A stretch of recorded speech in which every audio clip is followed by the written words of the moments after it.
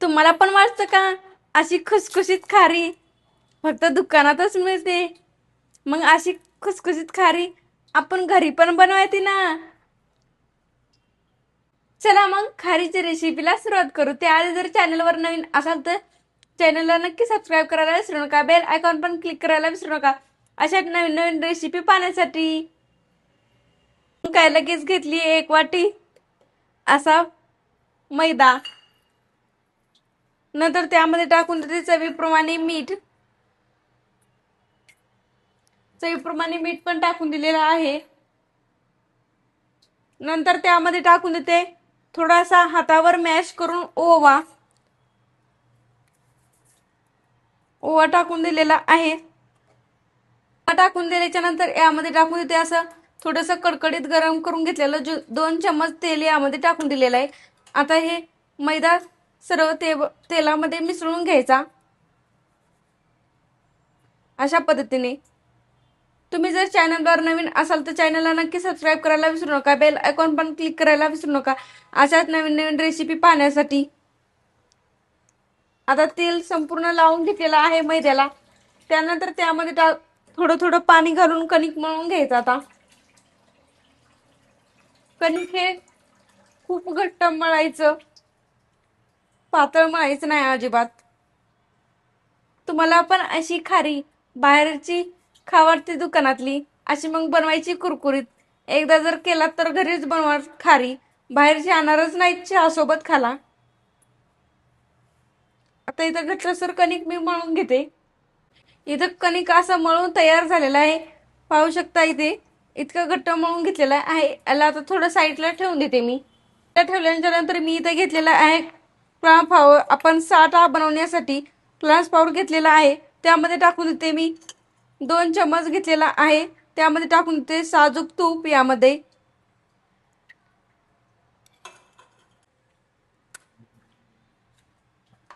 इथं फेटून घेतलेला आहे. आपला साठा पण बनवून तयार झालेला आहे. आता याचा वापर कुठं करायचा ते आपण पाहूतच. साठा बनवून पण तयार आहे. आपलं कणिक पण मळलेलं आहे. आता पुढची प्रोसेस बघू. पोपट घेतलेला आहे. आता कणिक पण घेतलेला आहे. इथं कणिकाला असा रोल मोठा करून घेते मी इथे. असा रोल बनवून घेतलेला आहे. आता याला कट करून घेऊ.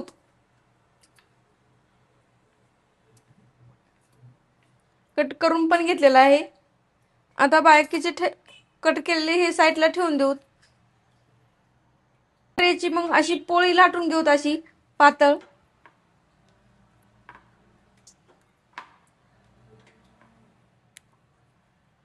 जितकी पातळ लाटता येईल तितकी पातळ लाटून घ्यायची. अशा पद्धतीने जर केलं तर कुरकुरीत खुसखुशीत होतील. दुकानात वरच्या आणि घरच्या ओळखू पण येणार नाही तुम्हाला खारी अशी.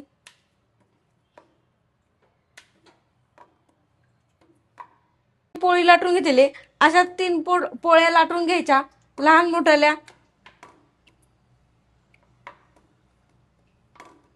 परत 3 पोळ्या लाटून घेते मी इथं लगेच. पण पोळ्या लाटून घेतलेल्या आहेत मी इथे. आता आपण करून घेतलेला साठा त्यावर लावून घ्यायचा. अगोदर खालच्या पोळीवर सर्व साईडने लावून घेते मी.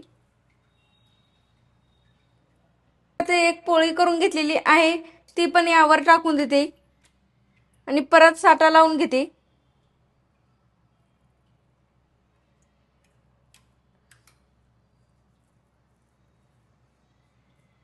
आता सर्व साईडने याला पण पोळीला साठा लावून घेतलेला आहे मी. परत एक पोळी करून घेतलेली ती पण यावर ठेवून देते आणि परत लावून घेते. तुम्हाला 3 करायच्यात पोळ्या, 4 करायच्यात तुमच्या आवडीप्रमाणे करू शकता. मी इथं 3 केलेल्या आहेत. माझ्या 1 वाटीच्या मैद्यात 3 पोळ्या तयार झालेल्या आहेत. परत मग याची अशी घडी करून घ्यायची. परत अशी एक करून घ्यायची व्हिडिओमध्ये दाखवल्याप्रमाणे. परत आता साठा लावून घेते इथे.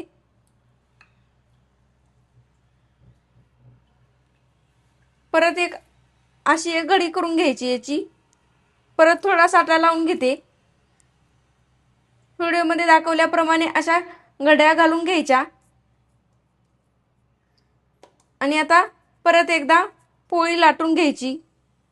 आपले अशा पद्धतीने जर केले तर भरपूर लेअर पडतील आपल्या खारीला. आता लाटून घेते इथे मी. आता इथे पण पोळी अशी लाटून तयार झालेली आहे. आता आपण याचे काप करून घेऊत बरं काय. आता याचे लहान मोठे आवडीप्रमाणे तुम्ही आता काप करून घेऊ शकता.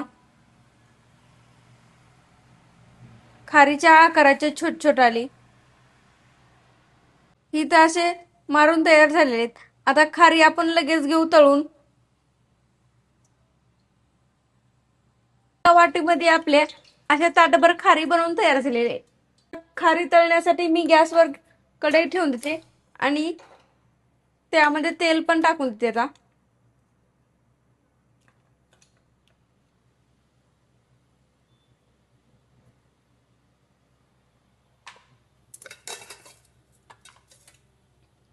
तेल चांगलं असं कडकडीत गरम होऊ द्यायचं. झालेलं आहे कडकडीत गरम. आता त्यामध्ये टाकून देते खारी. आता सोडून देते एक एक खारी यामध्ये.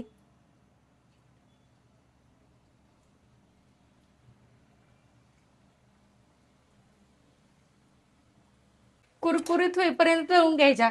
लालसर रंग येईपर्यंत आतपर्यंत आपल्या खारी तळली पाहिजे. इथं खारी बनवून तयार झालेली आहे तळून पण. आता मी काढून घेते.